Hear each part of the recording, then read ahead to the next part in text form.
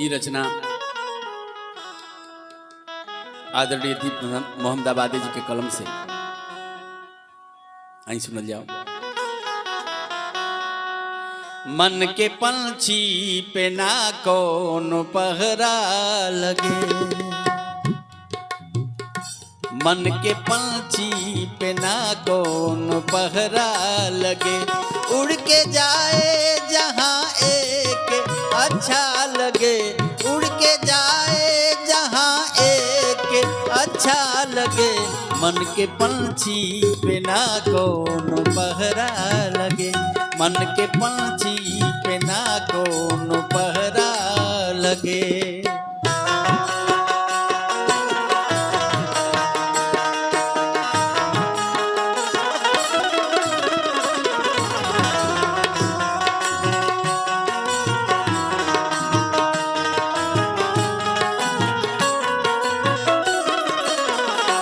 मन के पंछी पे ना कौन पहरा लगे।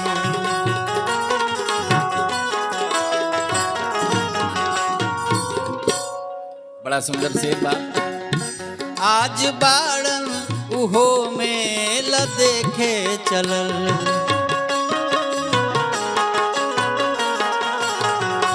आज बाड़न उहो में ल देखे चलल, आज बाड़न उहो मेला देखे चलल, जिनके देखे बदे रोज मेला लगे, जिनके देखे बदे रोज मेला लगे।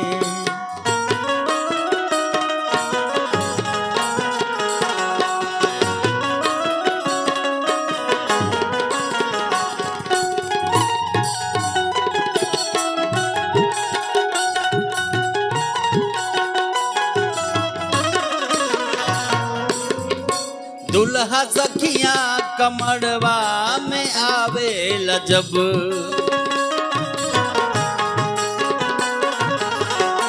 दुल्हा सखिया कमरवा में आवेला जब, दुल्हा सखिया कमरवा में आवेला जब, हर सहेली के आपन उ दुल्हा लगे, हर सहेली के आपन उ दुल्हा लगे।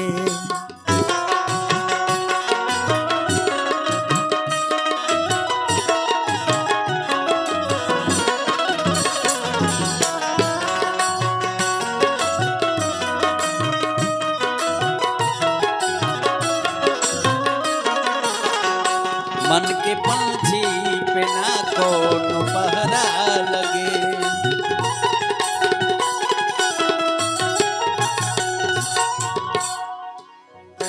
रूप आ रंग नहीं, रूप आ रंग ना जान नहिया कबो,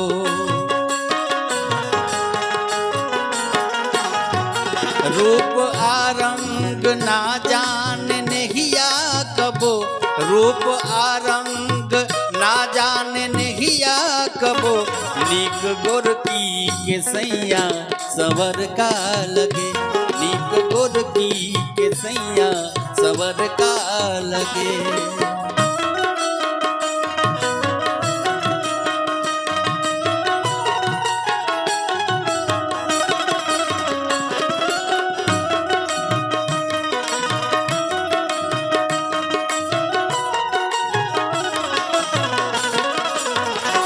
मन के पंछी पे ना कौन पहरा लगे, मन के पंछी पे ना कौन पहरा लगे, मन के पंछी पे ना कौन पहरा